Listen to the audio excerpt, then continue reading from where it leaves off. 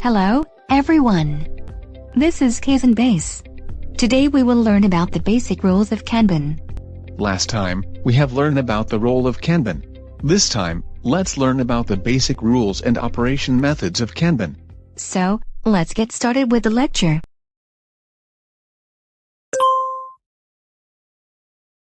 Well, Mio, let's see the basic rules of Kanban this time.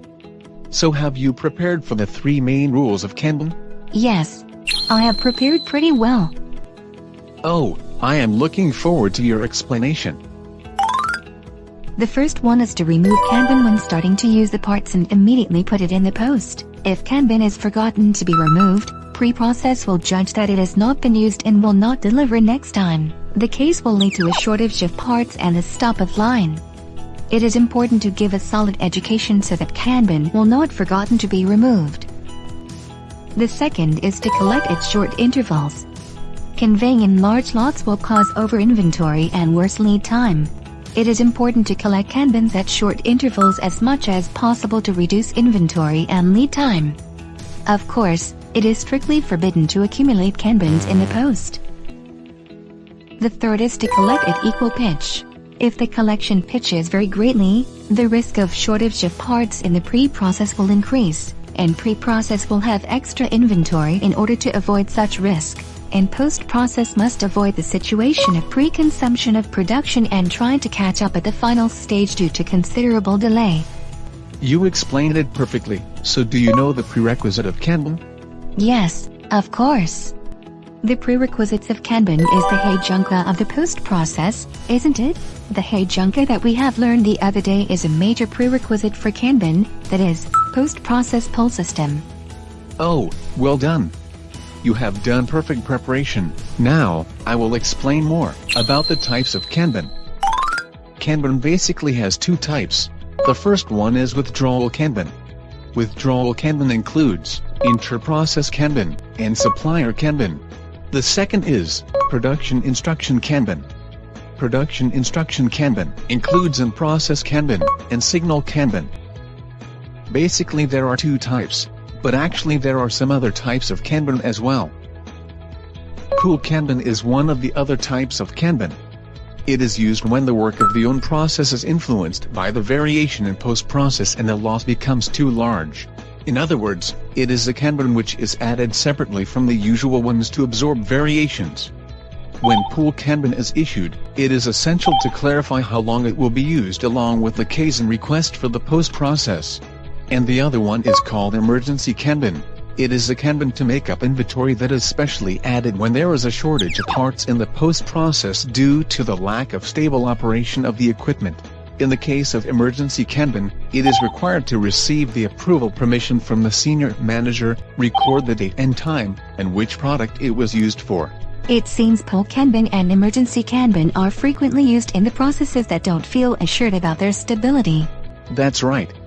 These Kanbans are temporary for a limited time only. If they are used frequently, it should be aware that there is abnormality or unbalance somewhere. So, Mio, as a conclusion of today's lecture, can you take the automobile assembly line as an example to explain the way to operate the withdrawal Kanban and production instruction Kanban, which are the basics of Kanban? Sure, leave it to me. First, in the automobile assembling line in post-process, the Kanban is removed when using the parts. The parts delivery person will take the removed Kanban and go to withdraw the parts. And go to the storage space for the pre-process parts. Remove the production instruction Kanban attached to the parts and attach the withdrawal Kanban brought over. At this time, the production instruction Kanban which is removed from the parts that have been withdrawn will become the production instruction for the pre-process. Then, the parts attached with the withdrawal Kanban will be conveyed to the assembly line in the post-process. On the other hand, the pre-process will make the types of parts listed as many as the number indicated on the production instruction Kanban, and attach the production instruction Kanban to the parts made, in placing them in the storage space. So Kanban is looped in this way. That's right. It can be more complicated with multiple processes involved when put into practical use. In addition, since there are various restrictions due to the differences in manufacturing lead time, it will be applied depending on the situation, but this is the basic way of thinking. It's really impressive. You have prepared so perfectly today that there is no need for me to explain anymore. Thank you so much. I am glad to hear that. Now, we make a summary of today's lecture. Kanban has 3 basic rules. The first one is to remove Kanban when starting to use the parts and immediately put it in the post.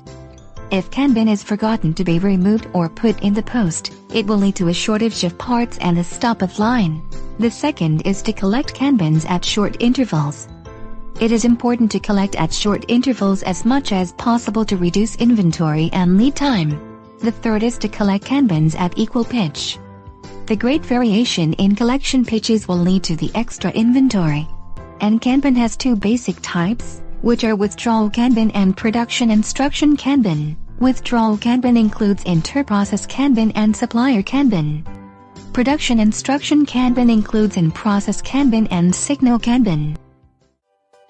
The lectures on Learn with Animation Toyota Production System Beginner Level course. Have you understood the points about the basic idea of Toyota Production System? In the beginner level course, we have focused on the basic idea. Let's learn about more practical content in the step-up course. Let's continue the study together to become a Kaizen master. That's all about today's lecture, so see you at the next theme.